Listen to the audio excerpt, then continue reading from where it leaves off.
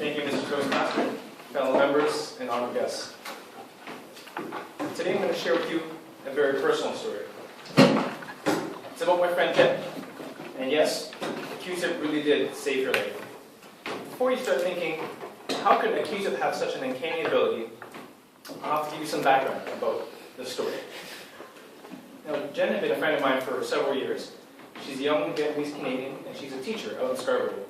She led quite an active lifestyle. For example, she played volleyball, she was on a dragon boat team, and she actually went to the gym quite regularly.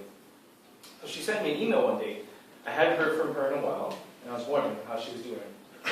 It's the kind of email that you hope you'll never receive.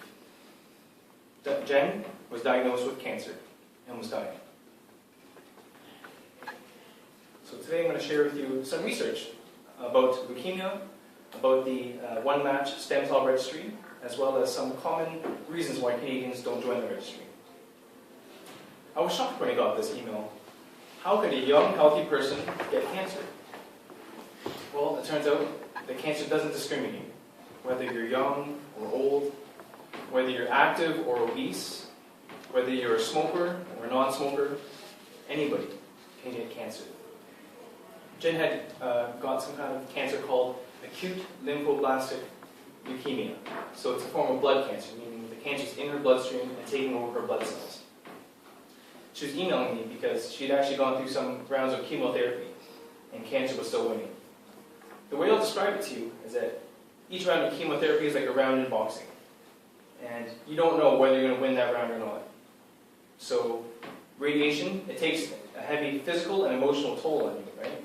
I mean, some of the physical things that happen are that you're going to get nausea, vomiting, hair loss, and it's painful, as well as emotionally, because the only way you'll find out if cancer's winning or not is after the chemotherapy. They'll take a blood test, and they'll see what percentage of your blood cells have cancer or not.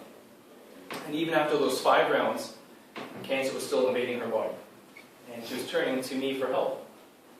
So I was thinking, how could I help someone with cancer? Well, here's where the Q-tip comes in, because she turns to something called it's called OneMatch, and it's the National Stem Cell Registry. So OneMatch helps Canadians with cancer that need a stem cell transplant. And the stem cell transplant is where healthy stem cells are taken from a donor and injected into the recipient. And the stem cells are immature cells, so they will turn into white blood cells, red blood cells, and platelets. These are components of healthy blood. So she had actually turned to her family, and every single member of her family was tested to see if they were a potential donor. Unfortunately, there was no match. Typically, only about 30%, there's only a 30% chance of getting a match from within your family. And this is one instance where race actually does matter. It's because she's Vietnamese, someone from the Asian community would have a higher probability of having a genetic match. So the problem with the OneMatch registry is that 83% is Caucasian, and only 5% is Asian. So there was a huge reason to get more Asians to join the registry to find a potential match for Jen. So this is where I'll actually demonstrate the Q-tips. They look similar to these. So I contacted OneMatch, they'll mail you a kit, and you get 4 Q-tips like this.